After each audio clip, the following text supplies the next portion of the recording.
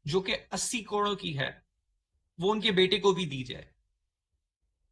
और उनको नहीं एग्जेम्प्ट किया उन्होंने लॉ के ऊपर, उनको लॉ की सुप्रीमेसी इंश्योर की। और उन्होंने ये अब मैसेज अक्रॉस द बोर्ड भिजवाया कि no one is above the law, ना मेरी फैमिली, ना मैं, ना कोई और। ठीक है, क्या ये एक सिविल सर्वेंट को भी इंश्योर करना चाहिए? बिल्कुल करना चाहिए। अगर कोई चीज उसके अगेंस्ट भी जा रही है, तब भी उसने जो है ना वो इंसाफ का फैसला करना। ऐसा आपको बहुत इंशाल्लाह आप लोग सीएसएस क्वालिफाई करेंगे, आपके सामने बहुत।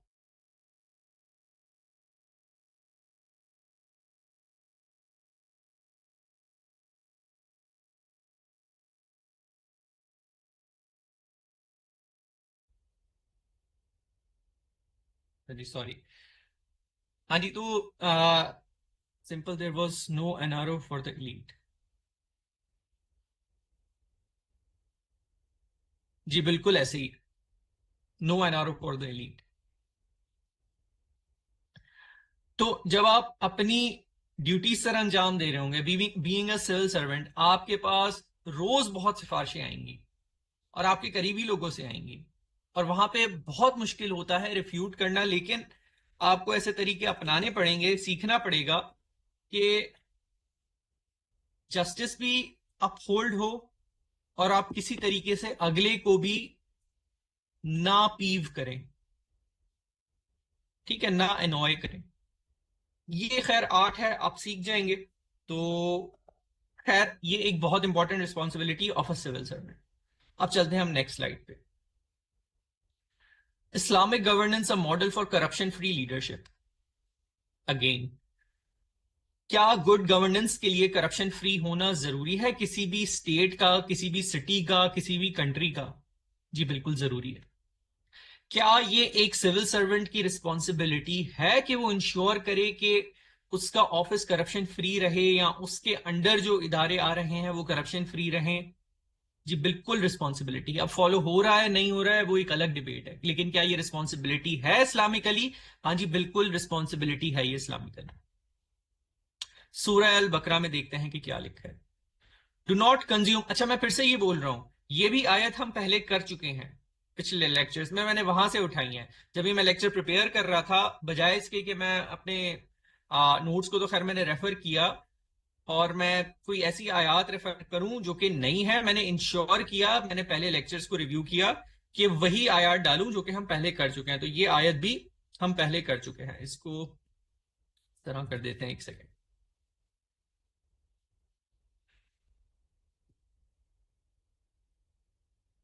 अच्छा, do not consume one another's wealth unjustly, nor deliberately bribe authorities in order to devour a portion of others' property, knowing that it is a sin. अच्छा, क्या लिखा है? Ali Hussain please camera. यार हाँ, खैर। अच्छा, यहां पे आयत में क्या लिखा है? Do not consume one another's wealth unjustly, nor deliberately bribe authorities in order to devour a portion of others property. रिश्वत दे के बेसिकली हम क्या कर रहे होते हैं? एक तो उस केस में हम रिश्वत देते हैं कि अगला आपका काम ही नहीं कर रहा, ठीक है, तो वो मैंने एक ऑफिस में टर्म सुनी है, रिश्वत बिल जबर। ठीक है, तो वो तो आपको फोर्सफुली देनी पड़ती है, लेकिन मेजरली लोग क्यों रिश्वत दे रहे होते हैं? ताकि किसी और का हक जो है ना आप खा सकें। बेसिकली इस चीज को बहुत ज्यादा डिटेस्ट किया जाता है इस्लाम में। तो गुड गवर्नेंस का ये कॉन्सेप्ट है कि आप इंश्योर करें कि आपका ऑफिस करप्शन फ्री, या आप अगर लेट्स से प्राइम मिनिस्टर हैं तो आपका मुल्क जो है ना वो करप्शन फ्री रहे। अगर आप चीफ मिनिस्टर हैं तो आपका सूबा करप्शन फ्री रहे। ये इस्लामिक गवर्नेंस के प्रिंसिपल्स हैं, और उसकी आयत आपके सामने लिखी है। अब हम देखते हैं कि खुलफाए राशिदून के दौर में ये चीज किस तरह हुई थी। ठीक है, उसकी उसकी कोई एग्जाम्पल हम वहां से देख लेते हैं। अच्छा, हजरत उमर रजी अल्लाह ताला अन्हा in the use of government candle. हजरत उमर रजी अल्लाह ताला अन्हु अपने ऑफिस में बैठे थे। वहां पे एक बंदा आया और उनसे कोई प्राइवेट बात डिस्कस करने लगा। ऐसी बात थी which was not related to governance. तो हजरत उमर रजी अल्लाह ताला अन्हु ने क्या किया, उस वक्त एक मोमबत्ती जल रही थी, उसको बुझाया। किस नीयत से बुझाया कि मैं अपने ऑफिस में बैठा हूं और ये मोमबत्ती बैतुल माल से आई गई है, और अगर मैं इस दौरान किसी बंदे से बात करूं जो कि प्राइवेट अफेयर से रिलेटेड है, तो कयामत में मुझसे इससे रिलेटेड भी सवाल होगा कि ऑफिस में चले वो आधा घंटा या एक घंटा बैठ के मैंने अपना कोई प्राइवेट काम किया। इतनी ऑनेस्टी हमें नहीं नजर आती आज। मैं, मेरे कुछ दोस्त हैं जिन्होंने ये जिनको मैं जानता हूं, जिन्होंने चीजें इंश्योर की, और वो इस तरह की कि मेरे एक बैचमेट ही रहे हैं। वो क्या करते थे कि जो ट्रेनिंग का पीरियड होता है उसमें एक जगह जॉब लगी थी हमारी, तो ट्रेनिंग का पीरियड था। तो ट्रेनिंग के दौरान जो है ना आपको जल्दी ऑफ मिल जाता है। टाइम 9 से 4 होता है, तो आप जो है ना अगर 1 बजे भी चले गए, 12 बजे भी चले गए, ट्रेनिंग होती है। ठीक है, तो मैं ये नहीं कह रहा कि यार ये कितना सही है कितना गलत है, या अगर इस तरह चलेंगे तो फिर आप बाकी चीजें कैसे इंश्योर करेंगे, उस डिबेट में नहीं पड़ते। मैं सिर्फ बता रहा हूं कि उन्होंने क्या किया था। ट्रेनिंग का पीरियड 9 से 4 तक का होता है, वो 12 बजे छुट्टी मिल गई, ठीक है भाई तुम लोग जाओ, अभी क्या ऑन ट्रेनिंग हो, जब रिस्पॉन्सिबिलिटी मिलेगी तब काम कर लेना। तो इस तरह वो चले जाते थे। पूरा 1-2 महीना जो ट्रेनिंग चली वो इस तरह कर रहे थे। अब जो है ना उनको ये याद था कि यार इस दिन मैं ना ये जल्दी गया था, तो इससे जो मुझे रिस्क आया वो तो हलाल नहीं है। तो फिर जब वो प्रॉपर जॉब पे आए तो उन्होंने वो जितने घंटे, एक एस्टिमेट लगाया था कि इतने घंटे पहले हम निकल चुके थे, ऑफिस से निकल जाते थे, ये करते थे वो करते थे, तो उतने घंटे उन्होंने फिर एक्स्ट्रा दिए कि मैं वो अपने घंटे जस्टिफाई कर लूं। तो इस तरह की एग्जाम्पल्स हमें मिलती हैं लेकिन कम मिलती हैं। ठीक है, तो क्या एक सिविल सर्वेंट को ये इंश्योर करना चाहिए कि उसका ऑफिस करप्शन फ्री रहे? हाँ जी, बिल्कुल करप्शन फ्री रहे। क्या उसको इंडिविजुअली अपने लिए भी इंश्योर करना चाहिए कि वो अपनी रिस्पॉन्सिबिलिटी में भी करप्शन ना आने दे? हाँ जी, बिल्कुल आने दे। अच्छा जी, हाँ जी, थैंक यू खालिद। अब हम नेक्स्ट एग्जांपल देखते हैं। खैर, उस टाइम तो चले, अब उसको क्या डिस्कस करें, उसको क्या ही बात है। अच्छा, अब हमारे पास नेक्स्ट जो स्लाइड है वो है कंसल्टेशन इन अफेयर्स इंस्ट्रक्टेड बाय कुरान। अच्छा, हमने जब हुजूर अकरम सल्लल्लाहु अलैहि वसल्लम की सीरत भी पढ़ी थी ना, तो हमने उसमें एक चीज बड़ी नुमाया देखी कि हुजूर अकरम सल्लल्लाहु अलैहि वसल्लम कंसल्टेशन बहुत ज्यादा करते थे। कोई भी फैसला करने से पहले वो मशवरा करते थे। और काफी दफा हमने ये भी देखा कि उन्होंने अपनी राय पे सहाबा की राय को, जो कि मेजॉरिटी की राय थी, उसको फौकियत दी। उसका कई जगह नुकसान भी हुआ, लेकिन फिर भी उन्होंने सहाबा की राय को फौकियत दी। हमें ग़ज़वा उहद का इंसिडेंट याद है। हुजूर अकरम सल्लल्लाहु अलैहि वसल्लम चाहते थे कि हम लोग मदीना में रुक के उनका इंतजार करें, लेकिन सहाबा की राय ये थी कि नहीं, हम लोग उहद के पहाड़ के पास जाके जो है ना उनसे लड़ाई करते हैं। एट द एंड मुसलमानों को उसमें काफी सारे लॉसेस फेस करने पड़े उस जंग में, लेकिन क्योंकि मशवरा ये हुआ था, मेजॉरिटी का मशवरा ये था, तो हुजूर अकरम सल्लल्लाहु अलैहि वसल्लम ने वो अपनाया। अच्छा, अब इसमें हम कुरानी आयत देखते हैं। Who obey their Lord and establish prayer, who conduct their affairs by consultation, and spend out of what we have bestowed upon them. इसमें जो एक बिलीवर है उसकी निशानियां डिस्कस हो रही हैं। ठीक है, इसके बाद भी जो आयात है उसमें भी निशानियां डिस्कस हो रही हैं। तो क्या निशानियां हैं? Who obey their Lord and establish prayer। लेकिन हमारे जो इससे रिलेटेड है, स्लाइड से रिलेटेड है या टॉपिक से रिलेटेड है, वो ये सेकंड वाली है।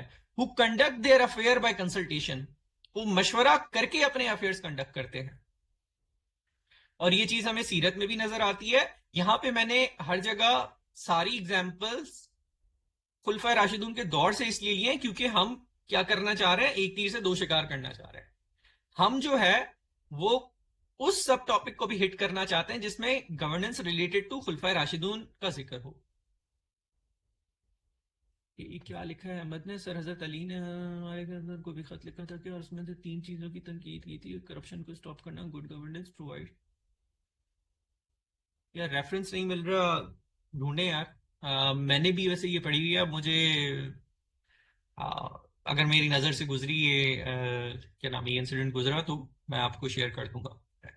वैसे मेरे पास भी रेफरेंस अभी मुझे याद तो नहीं है। अच्छा, और दूसरा, जब आप खुलफा राशिदून के दौर से जब आप कोई चीज कोट कर रहे होते हैं ना, तो उसका रेफरेंस वैसे थोड़ा सा मिलना मुश्किल भी होता है। सही है। अब जैसे भाई कुरान की तो अल्लाह ताला ने जिम्मेदारी ली है कि उसको उसी फॉर्म में प्रिजर्व रखेंगे जिस फॉर्म में वो नाजिल हुआ है। ठीक है, अहदीस पे बहुत ज्यादा काम हुआ है। मुझे एक आलिम से मेरी बात हो रही थी, वो कह रहे थे हम 66 क्राइटेरियाज देखते हैं और फिर हम किसी भी हदीस को सही हदीस करार देते हैं। ठीक है, लेकिन जो हिस्ट्री की बातें हैं ना, उसमें डाउट रहता है कि क्या ये एग्जैक्टली exactly इसी तरह हुआ था। कुछ रावी उसको किसी और तरीके से कोट करते हैं, कुछ रावी उसको किसी और तरीके से कोट करते हैं, तो इसमें थोड़ा बहुत ऊपर नीचे रहता है। तो मैं कोशिश ये करता हूं कि, या पहले भी जब अपने नोट्स बनाए थे ये की थी कि जो मोस्ट ऑथेंटिक बुक्स हैं जो एफपीएससी ने रिकमेंड की हैं वहां से चीजें उठाओ। क्या लिखा है आपने, drank alcohol, my brother Abdurrahman drank alcohol along with Abu Siwa while we were in Egypt during the Caliphate. He intoxicated. जी आपने इंसिडेंट कोट किया, ठीक है फगर।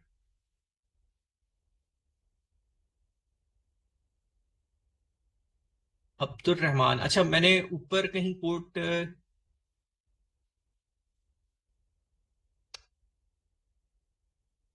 अच्छा नाम मैंने, इसको आप हटा दें।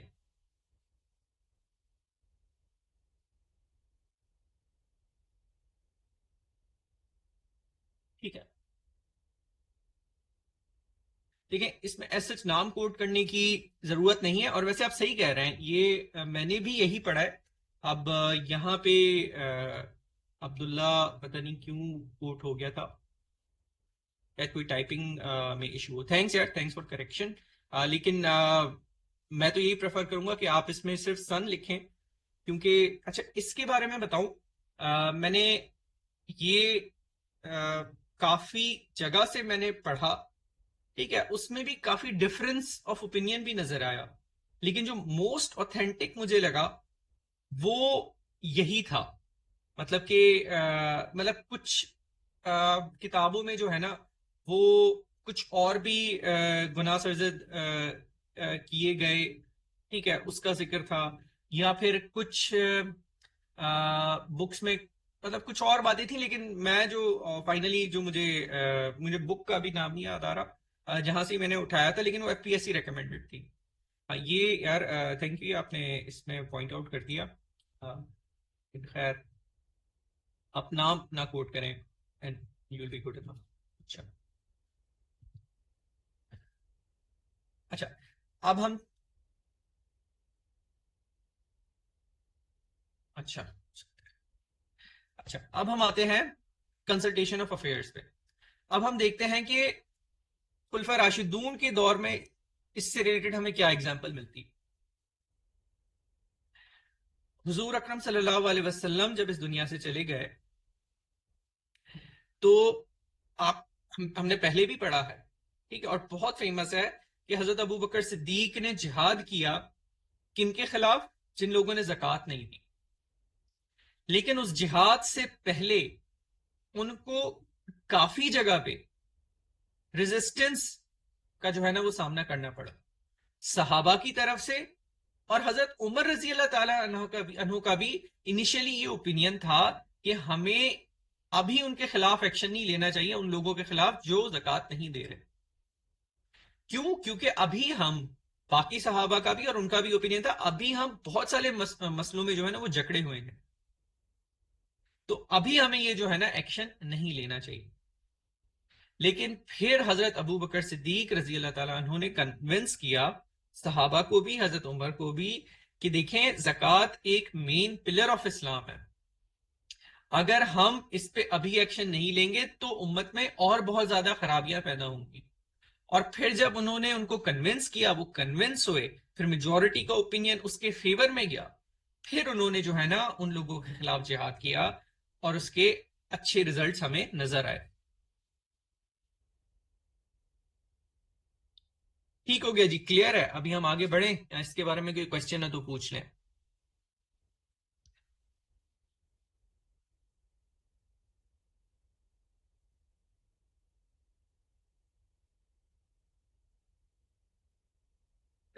ठीक हो गया।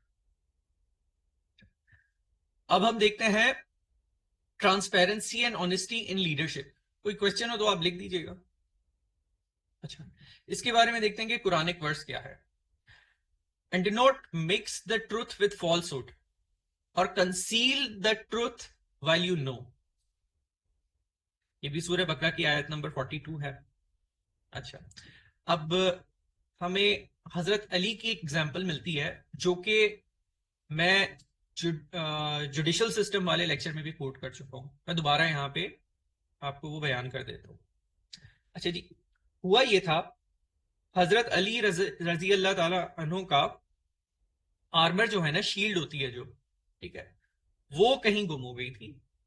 उनको एक दफा नजर आया कि किसी जू के पास, यहूदी के पास ये मौजूद है, तो हजरत अली ने उसकी ओनरशिप क्लेम की। लेकिन वो जो यहूदी था उसने बोला भाई ये मेरी है, मैं तो ये नहीं दे सकता। तो हजरत अली उस वक्त एक बहुत स्ट्रॉन्ग सल्तनत के एक बहुत स्ट्रॉन्ग लीडर थे, ठीक है, कुछ के मुताबिक द स्ट्रॉन्गेस्ट लीडर ऑफ इस टाइम। उन्होंने उस जोर पे उससे वो शील्ड नहीं ली, उस यहूदी से। हजरत अली ने क्या किया, वो कोर्ट में गए, कोर्ट में अपने गवाहान को पेश किया और फिर उसके जोर पे वो शील्ड लेने की कोशिश की। लेकिन जो गवाहान पेश किए उनमें उनके बेटे और उनके सर्वेंट शामिल थे। तो जज जो थे हजरत शुरैह, उन्होंने ये रूलिंग दी कि आप अपने पर्सनल रिश्तेदारों को जो है वो एज अ विटनेस नहीं पेश कर सकते। और फिर फैसला उस यहूदी के हक में दिया कि क्योंकि हजरत अली ने इनफ एविडेंस नहीं प्रोड्यूस किया, इसलिए वो जो शील्ड है वो उस बंदे को दी जाती है। ये सब देख के वो जो यहूदी बंदा था बहुत ज्यादा इंप्रेस हुआ इस्लामिक जुडिशल सिस्टम से, इस फैक्ट से कि हजरत अली जो कि one of the most strongest leaders हैं उस टाइम के, और वो एक तो कोर्ट में पेश हुए और फिर कोर्ट का फैसला माना। तो उस बंदे ने कन्फेस किया कि भाई ये मेरी शील्ड नहीं है, ये हजरत अली की ही शील्ड है, और उनको वो दे दी और उसने फिर इस्लाम भी कबूल किया। तो एज अ सिविल सर्वेंट भी उसकी रिस्पॉन्सिबिलिटी है कि वो अपने काम में ट्रांसपेरेंसी इंश्योर करे, ऑनेस्टी इंश्योर करे, और कुरान भी हमें यही तलकीन करता है। अच्छा, avoidance of tyranny and harsh rule. Tyrant नहीं बनना किसी भी लीडर को या किसी भी सिविल सर्वेंट। कुरान इसके बारे में क्या कहता है? And do not, sir transparency वाला पॉइंट जुडिशियल सिस्टम में भी पुट कर सकते हैं, सेम इट इज।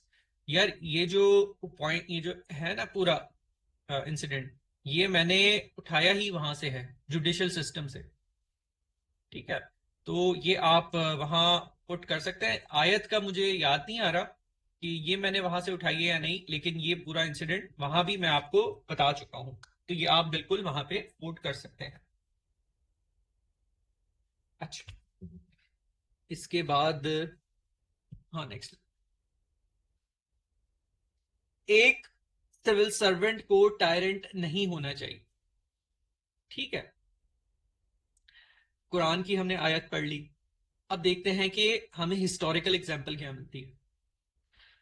हजरत उमर रजी अल्लाह ताला अन्हा removes governor due to transgression slash lavish spending, transgressing lavish spending. अच्छा, हजरत उमर रजी अल्लाह ताला अन्हा ने अपने दौरे खिलाफत में एक गवर्नर को, उन्होंने बाकी गवर्नर्स को भी हटाया था, लेकिन एक स्पेसिफिक गवर्नर को उसकी शाह खर्चियों की वजह से हटाया था। और मैंने ये इधर ट्रांसग्रेसिंग इसलिए लिखा है क्योंकि शाह खर्ची जो है ना, वो एक ट्रांसग्रेशन का एक्ट है जिसके लिए हमें कुरान ने मना किया है, एक्सप्लिसिटली मना किया है।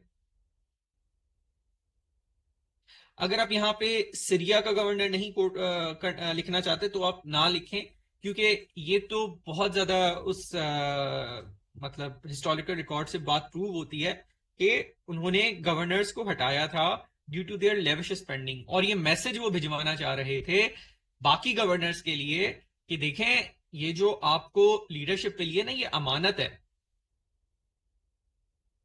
इसमें आप बैतुल माल का पैसा जो है ना, वो इस तरह नहीं खर्च कर सकते कि आपका पैसा ही है, ये लोगों की अमानत है आपके पास।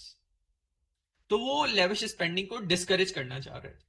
ये एक इंपॉर्टेंट प्रिंसिपल है गुड गवर्नेंस का, और ये रिस्पॉन्सिबिलिटी है एक सिविल सर्वेंट की कि जो पैसा आए उसको वो इस तरह खर्च करे कि वो उसका अपना पैसा है। अपना पैसा है मतलब कि इतना केयरफुली खर्च करे।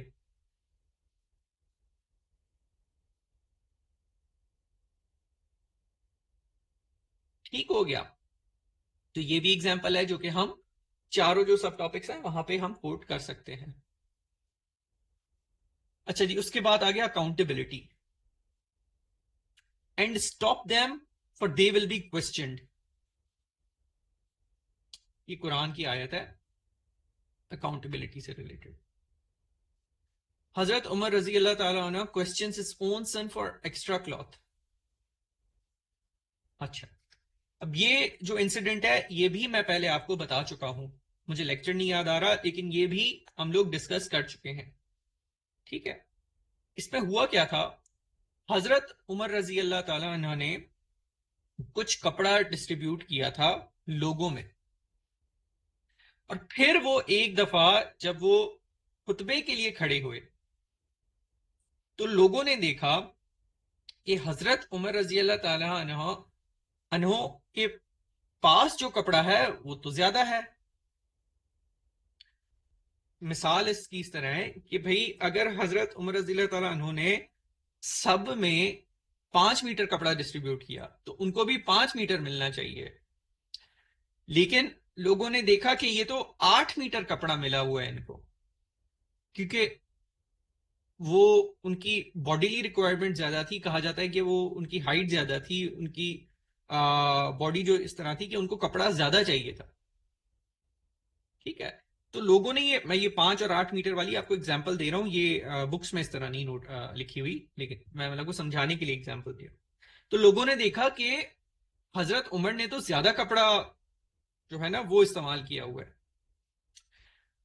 तो हजरत उमर इस बात से ऑफेंड नहीं हुए, बल्कि उन्होंने इस चीज का जवाब दिया, अपने बेटे को खड़ा किया और उसको बोला कि तुम ये बताओ इन सबको ये कपड़ा कहां से आया।